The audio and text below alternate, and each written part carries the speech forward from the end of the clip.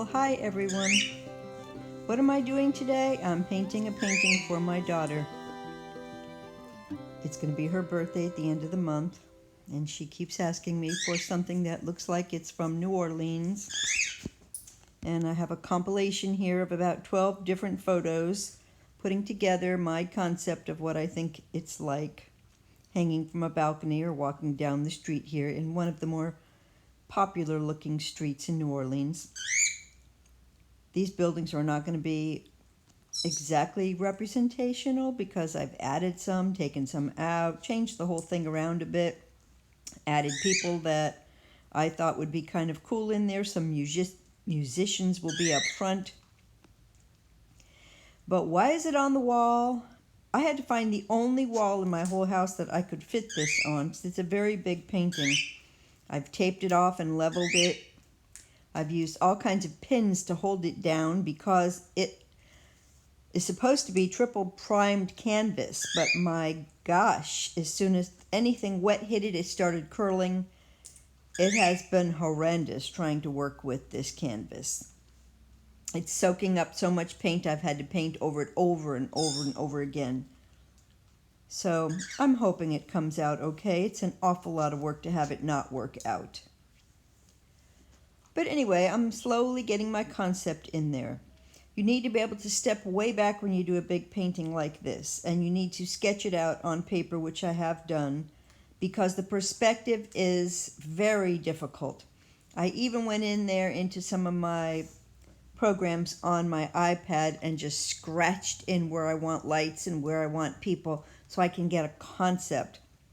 This, what you're looking at right now, is actually from the iPad. It's not on the wall. I don't have those lights in there yet or those dark shadows of where people might be. And I keep changing it. When I look at it this way, I say, oh no, I don't like this, I don't like that. I can go in and change it around, which is what I've done a bunch of times. So anyway, I'm moving along with it slowly but surely, trying to get the perspective correct and trying to get my concept in there. And this is about where I'm at this point. That's the real photo on the real painting on the wall. So we'll keep plugging along. I love you, Alicia. You're always working so hard to make other people's lives happy. And I want you to have all the happiness in the world in your life as well. I just hope this painting is a little symbol of how special you are to me. I know this is coming to you late, but it was for your happy birthday. And so I want to remember that one special day of the year that you made my life so wonderful when you came into this world.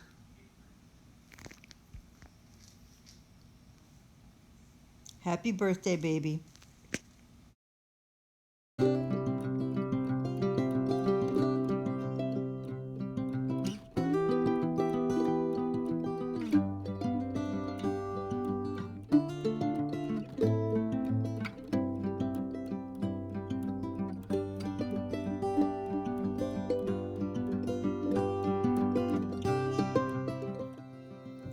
This is a very strange angle, I realize. I just want you to see a little bit of what I'm trying to do here. It is very difficult to visualize exactly what you need to do, perspectively speaking. And so you're constantly correcting yourself. Constantly. You take a picture of it and you look at it in the photo, or you stand way back. Examples here. I want to extend this. I think it will look better if it's bigger. So I'm just blocking in again. I have been working on this for a week now, and I'm still blocking things in. It's crazy, because I have to keep on changing it. If I were probably a better artist, like a graphic artist, I could have done this in one sitting, but I'm not, and that's life. Okay, so we've got that. Now we have the building up here that I also want to change. There's a lot of blue in it. I have it a little crooked. Red. This whole painting is a mixture of colors. There's nothing that's just red or just blue. So I'm hitting my mark the best I can. But it could be off a little bit.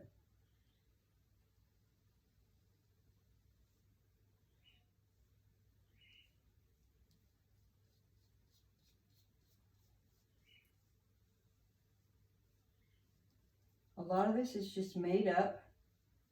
Yes, it's true. I looked at photos, but I made this whole thing up from several photos, like around 11 photos, and just added things that I liked from each.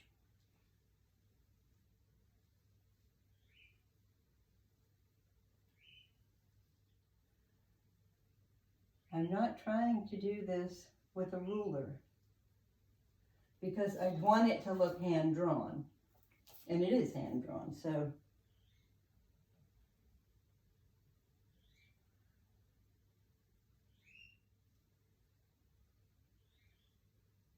all these things I'll probably have to go back and hit them with a smaller brush. Although I'm trying desperately not to make this a piece of perfection. I want it to look almost a little cartoonish if I can. Another area I have to get into is right here and move this up.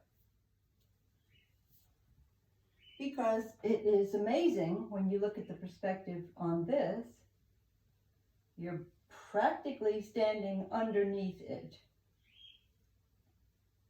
This perspective's off. Nobody would really notice because, like I said, this is kind of cartoonish. But it's bothering me. I'm about to put some people in, and you will notice that the heads of the people that will be all the way down the street, even though they're much smaller, will be pretty much at the same level as the heads of the people way up front in the beginning of the painting. They'll be much bigger in the front than they are in the back, but they'll all be very much at the same level. And I will slowly begin to layer them in, darker and smaller in the front, and coming forward they'll have more color. My perspective is as though I am at a low balcony. I'm looking up to these high balconies, but I'm still kind of looking down at the people. That's why I can see all of them. If I were standing down below with the people, I wouldn't see anything but the person right in front of me. Put a little more yellow in the street here.